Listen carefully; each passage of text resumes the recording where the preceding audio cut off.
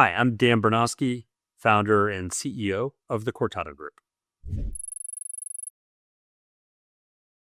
Here is an example of a client that had to pivot. It was a behavioral health company, and this was during the times where lots of change was happening during COVID.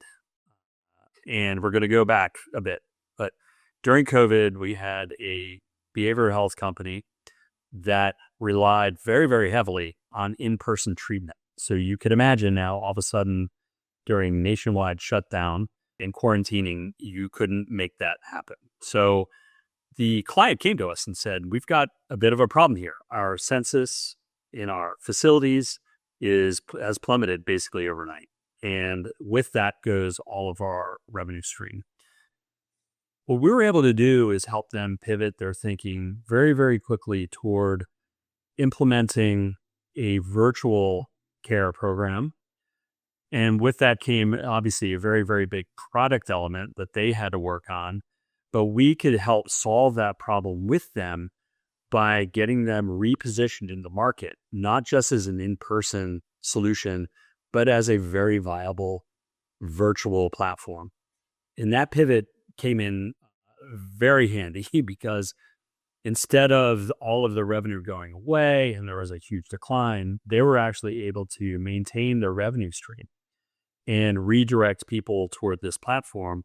And additionally, it expanded that product that actually has continued to sustain beyond COVID. So now they have this very viable virtual program in addition to the in-person programs that came into place. That was a good example of an immediate need to pivot. They were private equity backed. They couldn't afford to lose revenue for more than a quarter. And they were able to make that change that quickly that they saw a pretty manageable drop in their revenue, but it was able to bounce back pretty quickly. And now in the long term, they've got multiple product lines that are both throwing off pretty good revenue streams. A good example of a pivot recently is in the wave of AI transformations happening across the entire economy. And this isn't a pivot that had to happen in terms of customer facing, but this is more a pivot that happened within the sales and marketing teams.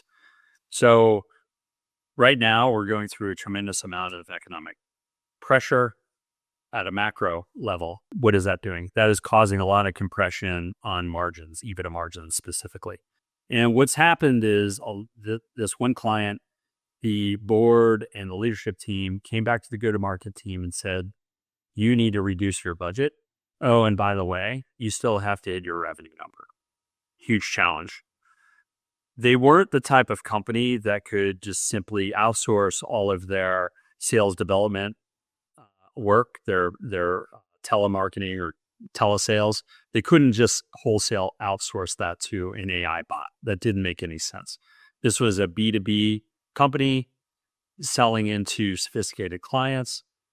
So they needed to be able to do more with the same or with less folks. So what we were able to stand up for them pretty quickly were AI tools that enabled the sales reps to research real time on calls about the client, to be able to help with discovery and problem identification, trend spotting, and then ultimately lead the client down the path toward how to buy and engage with the seller more effectively. What that did was that by outsourcing the research to the AI bots, they were able to spend much more time focused on what they do best as sales reps, and that is developing relationships and conducting these discovery calls much, much quicker and much more efficiently. Each of the reps on average were able to add about 1 or 2 more calls per week that were meaningful and strategic toward the close of a deal, as opposed to having to allocate that time toward research. That was a sizable pivot. As a result, they're able to preserve their margins as asked and put themselves on a continued trajectory toward making their revenue goal. So, measurable outcomes to test for the success of a pivot in go to market really boil down to four key metrics. First is going to be win rate. Did that improve? The next is going to be sales cycle length. Are you able to condense that and save time? The third one is the ASP, or average sales price. Are you able to expand the size of the deal? And then finally, rep sales time. And the last one is a little harder to measure because it's self-reported.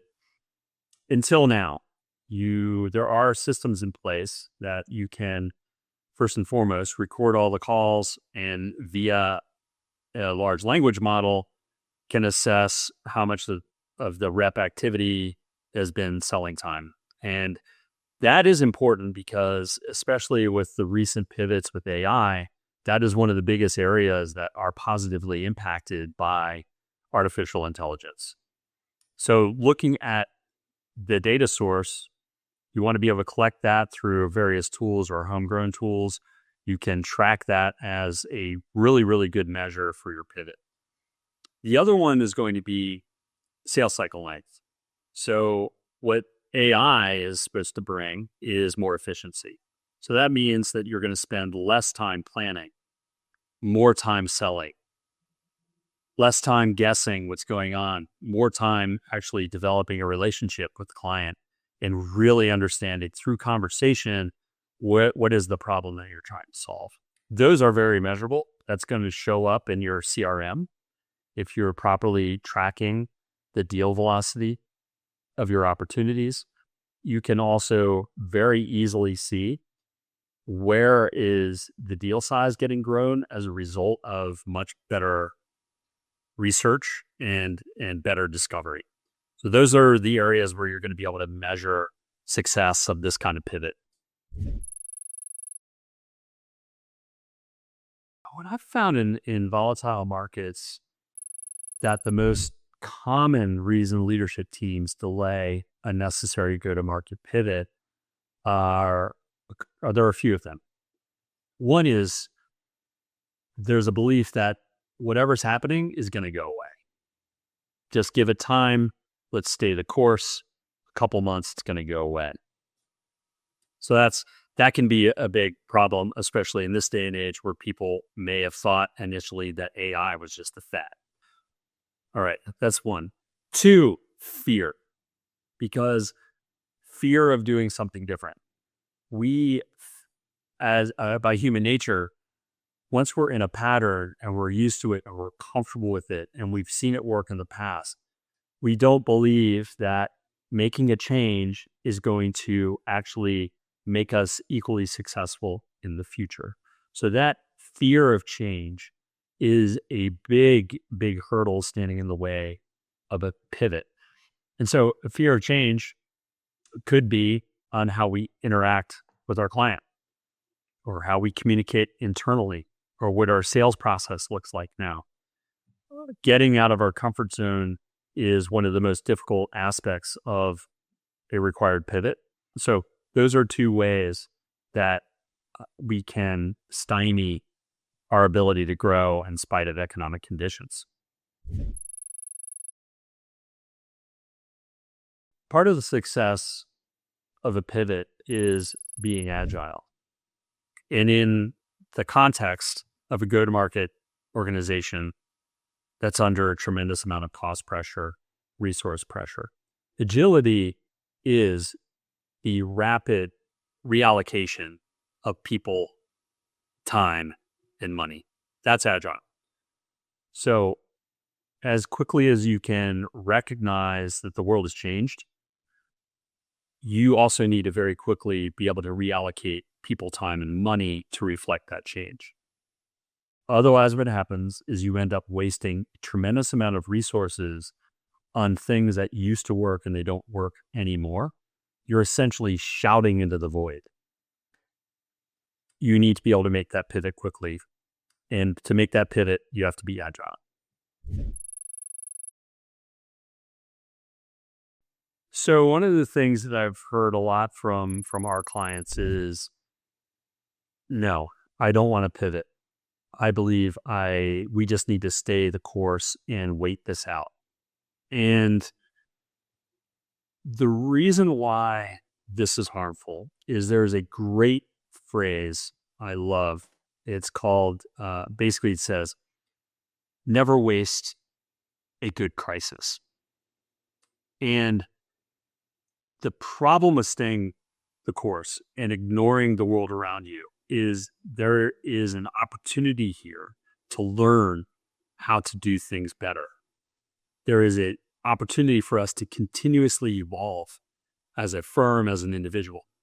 And so uncertainty is the prime opportunity to reap the benefits of that growth. That to me is one of the biggest losses of staying the course, is not taking advantage of that crisis. The first concrete action I take with an executive team when I suspect their go-to-market strategy is no longer matching the market is, first and foremost, I got to bring proof that the market has changed.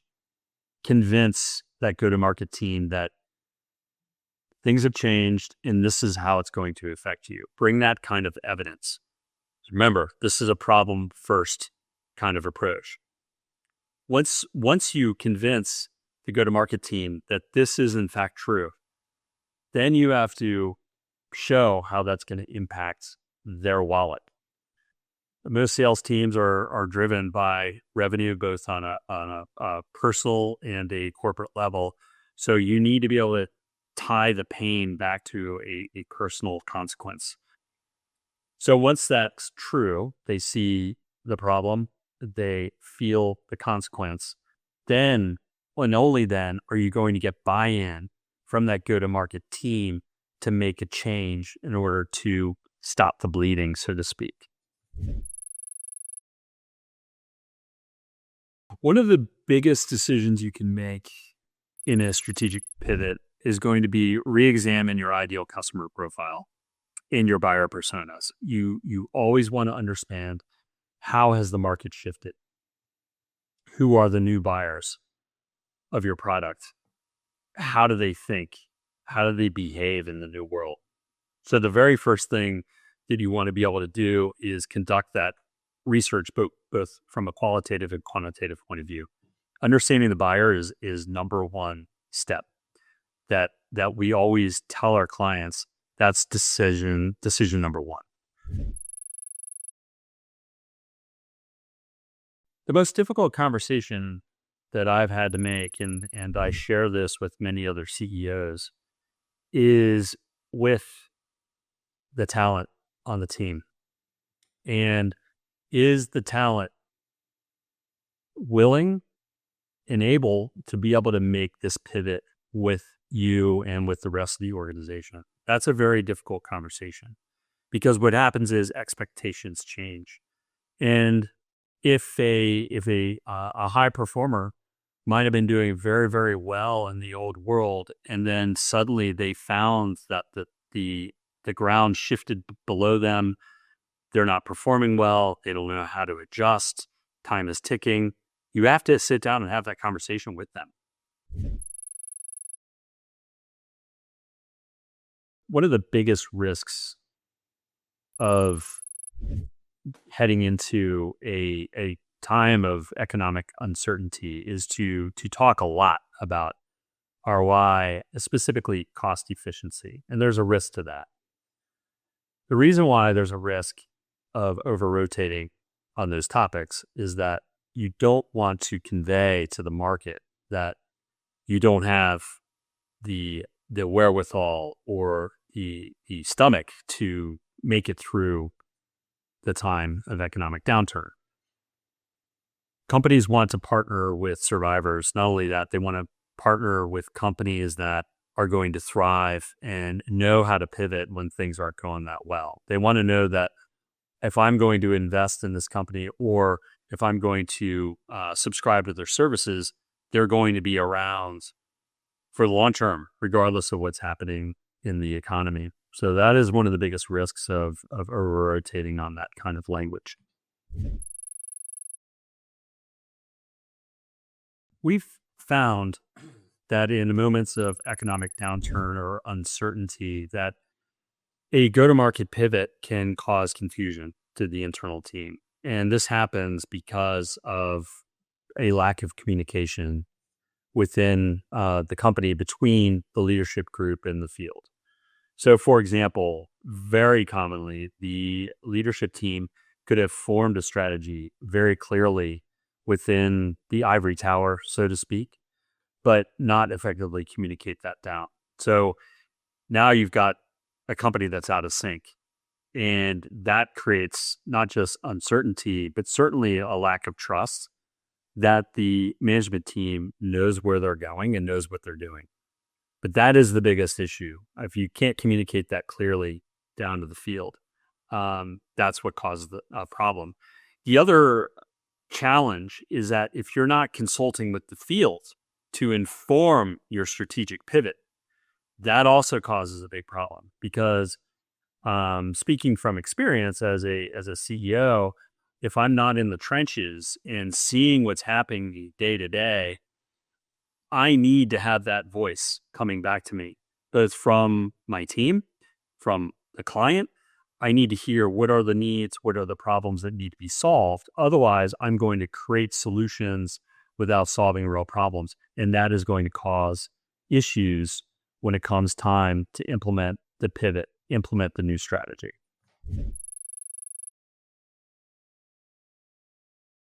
When it comes to a pivot, you need to put safeguards in as a leadership team. And what I mean by that, safeguards in place that prevents the team or the company from pivoting without evidence.